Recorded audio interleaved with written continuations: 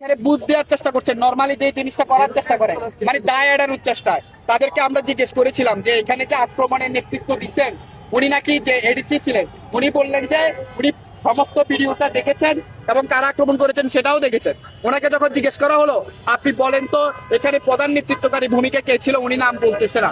তাহলে যে ডিসি মাসুদের নামই নিতে পারছে না সে কিসের ভরসা দিবে? তার ভরসার কি দাম আপনারা আমাকে বলেন, যে এই ভরসার এই লাভ এই দাম আছে? আমরা মনে করি এসব ভরসা এসব তদন্ত দিয়ে কিচ্ছুই হবে না, বরং পুলিশের যে আগের যে স্বৈরাচারী রূপ সেই স্বৈরাচারী রূপই থাকবে। পোশাক পরিবর্তন করেন, তাদের ভোট দুটো পরিবর্তন করে, তাদের মানে যা কিছু পরিবর্তন করবেন করেন, তাদের চরিত্র তাদের চরিত্রের জায়গায় থাকবে।